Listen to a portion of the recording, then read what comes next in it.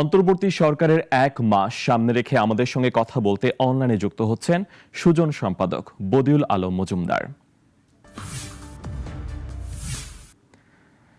Sir, আপনাকে স্বাগত জানাচ্ছি আমাদের স্টুডিওতে আমাদের সঙ্গে যুক্ত হওয়ার জন্য। আপনার কাছে শুরুতেই জানতে চাই, সরকার তো সবকিছু সংস্কার করতে পারবে না, বেসিক কোন কোন জায়গাগুলোতে হাত দেওয়া উচিত এই মুহূর্তে?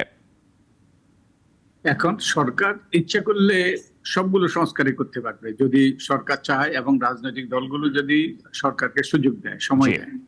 এখন যেই জরুরি সংস্কারগুলো করতে হবে সেটা হলো এই প্রধানমন্ত্রী আর রাষ্ট্রপতির ক্ষমতার ভারসাম্য আনা, ৭০ অনুচ্ছেদ সংশোধন করা কিংবা বাদ দেওয়া। একই সাথে যে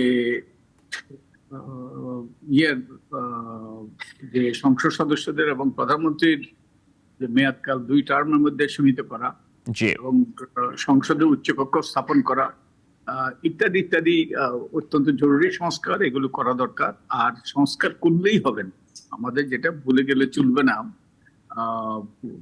যে সংবিধানে কিংবা আইনে অনেক বিধিবিধানে থাকতে পারে, কিন্তু রাজনৈতিক দলগুলো যদি এগুলো বাস্তবায়ন না করে কিংবা এগুলো যদি নষ্ট করে এবং এগুলো তাদের রাজনৈতিক সংস্কৃতি যদি পরিবর্তন না হয়, তাহলে সবই হবে পণ্ডস। তো আমার মনে হয় হ্যাঁ, যে রাজনৈতিক দলগুলো যদি সময় দেয় এবং তারা যদি সরকারের সাথে সহায়তা করে ঐক্যমত্যে পৌঁছে, তাহলে সংস্কার করা সম্ভব, গুরুত্বপূর্ণ সংস্কার করা সম্ভব। কিন্তু এই সংস্কারগুলো বাস্তবায়ন করতে হবে, তার জন্য রাজনৈতিক সংস্কার, রাজনৈতিক সংস্কৃতির পরিবর্তন আনতে হবে। এবং এই রাজনৈতিক সংস্কৃতির পরিবর্তনের কথা বহুদিন থেকে বলা হচ্ছে। আওয়ামী লীগ তো ২০০৮ যখন নির্বাচনের মাধ্যমে ক্ষমতা এসেছিল, তখন তারা বলেছিল রাজনৈতিক সংস্কৃতি পরিবর্তন আনবে, অনেকগুলো সংস্কার করবে। সংস্কারও করে নেই, রাজনৈতিক সংস্কৃতি পরিবর্তন করে নেই।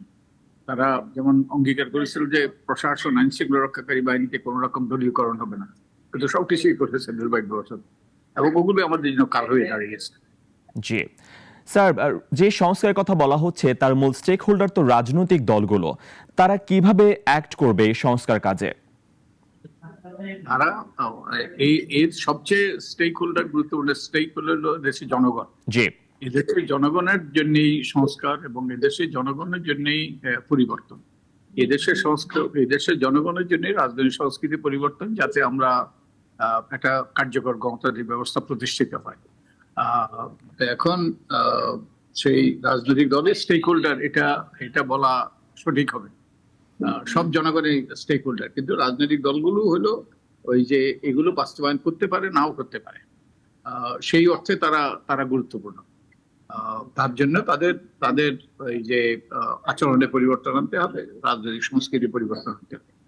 জি, আগের যে তত্ত্বাবধায়ক সরকার ছিল, আমরা যদি ৬-৭-এর কথা বলি, ৭-৮, তখন সেই সরকার ২ বছর সময় নিয়ে সংস্কার করেছিল, কিন্তু সেসব সংস্কার কিন্তু টেকসই হয়নি। সেখানে ব্যর্থতা কোন জায়গায় ছিল এবং এই সরকার কেমন সতর্কতা অবলম্বন করতে পারে সেই ক্ষেত্রে? সরকার ওই যে ইংরেজিতে একটা কথা আছে, you can drag a horse to the water but can't make it drink. আপনি একটা ওই যে হাতিকে, আপনি একটা ঘোড়াকে পানিতে টেনে আনতে পারবেন, কিন্তু ওকে খাওয়াতে পারবেন না। ঠিক তেমনি ভাবে তাহলে রাজনৈতিক দলের জন্য তাদের উপরে নির্ভর করবে তারা ওই যে গুণগত পরিবর্তন আনবে কিনা। রাজনৈতিক দলের মধ্যে যে পরস্পরকে নিশ্চিহ্ন করার যে রাজনীতি, যে অপচেষ্টা এবং এই যে আইনের শাসনের অভাব, তারপরে মানবাধিকার লঙ্ঘন, তারপরে বিভিন্ন রকমের দমন পীড়ন, এগুলো যদি পরিবর্তন না করে, এই দৃষ্টিভঙ্গি যদি পরিবর্তন না করে, তাহলে কিন্তু এগুলো কথার কথাই থেকে যাবে। এখনো আমরা গণহারে মামলার যে ঘটনাগুলো সেগুলো দেখতে পাচ্ছি। বিগত সরকার যে আচরণগুলো করেছিল বিরোধী দলের মত দমনে, এখন অনেকটা একই রকম সংস্কৃতি দেখতে পাচ্ছি। তাহলে পরিবর্তনটা কিভাবে আনা উচিত বলে মনে করেন?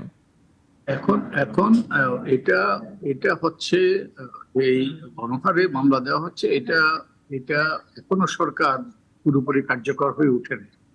সবকিছু তো ভেঙে গিয়েছে, যে ৫ই আগস্টের পরে সবকিছু ভেঙে গিয়েছে। আইন শৃঙ্খলা রক্ষাকারী বাহিনী ভেঙে পড়েছে, প্রশাসন অকার্যকর হয়ে পড়েছে, সব ক্ষেত্রে সব প্রতিষ্ঠানগুলোর ঊর্ধ্বতন কর্মকর্তারা এবং কোনো ক্ষেত্রে নিম্ন পর্যায়ের কর্মকর্তারাও পালিয়েছে, এমনকি যে মসজিদের ক্ষতি পর্যন্ত পালিয়েছে, বাইতুল মুকাররমের মসজিদের। জি তো এই অবস্থা থেকে তাদের এই সরকারকে কার্যকর করা, আইন শৃঙ্খলা রক্ষাকারী বাহিনীকে তাদের দায়িত্ব পালনে ওই যে সক্রিয় করা, সেটাই ছিল সবচেয়ে বড় চ্যালেঞ্জ। এবং এই যে মামলাগুলো হয়েছে, জি কারণ এগুলো ওই যে পুলিশ আগের মতো করে মামলা করেছে এবং অনেক ক্ষেত্রে ওই মানুষ প্রতিহিংসাবশত হয়ে তারা অনেকের বিরুদ্ধে মামলা করেছে।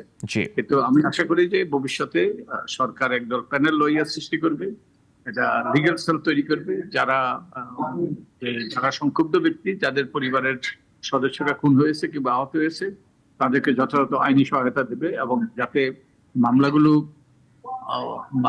দায়ের করা হয় সেসব ব্যক্তিদেরকে যারা আসলে দোষী। জি অনেক মামলা। অনেক ধন্যবাদ আপনাকে আমাদের সঙ্গে যুক্ত হওয়ার জন্য। 250টিরও বেশি ডিজাইন অপশন নিয়ে ওয়ালটন স্মার্ট ফ্রিজ, বোঝে আপনার প্রয়োজন।